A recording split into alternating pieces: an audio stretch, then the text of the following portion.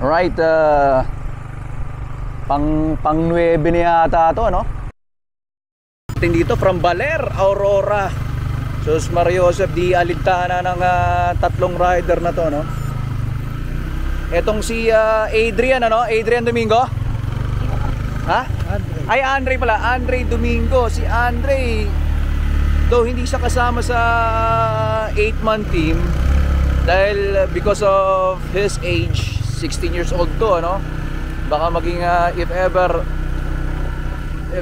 Sir Alex Villan creates a developmental team, ito siguro na number 1 recruit to, number 1 top pick na tong si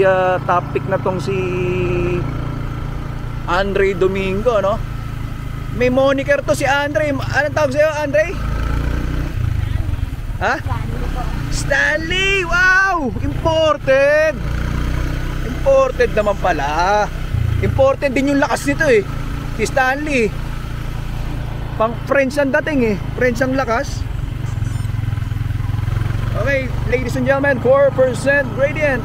Still counting.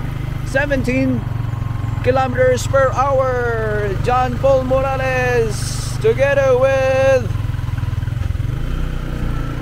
his teammates. Wow! Parang ano to parang Sungay Road sa Tagaytay. By the way, Sungay Road, nakapag-register sila about 22% dyan, ano? Grabe din dyan. Akyatin, buti nga lumapat na kalsada dyan. Nagkaroon ng widening. 12%, ladies and gentlemen, and counting. 18 kilometers per hour. Approaching Dinadjawan. 15 kilometers away na lang ang Dinadjawan proper. At eto, medyo mahaba-haba yata, no? Mahaba-haba.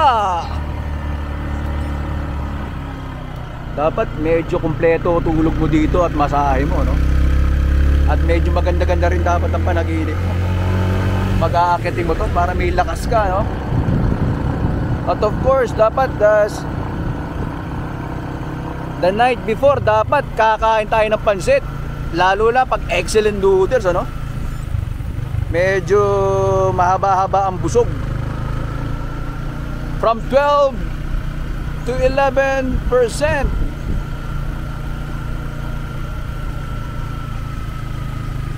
Excellent noodles. Uphill compilation.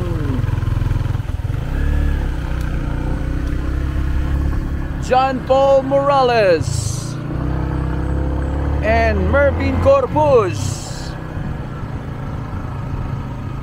12 years age difference. Pero nakita mo naman si Mervin Corpus, marami pa ipapakita yan, ano?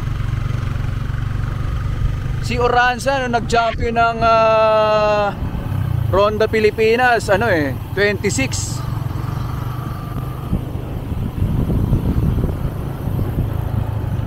Si John Paul Morales in 2016 ay 30. Nag-champion siya, no?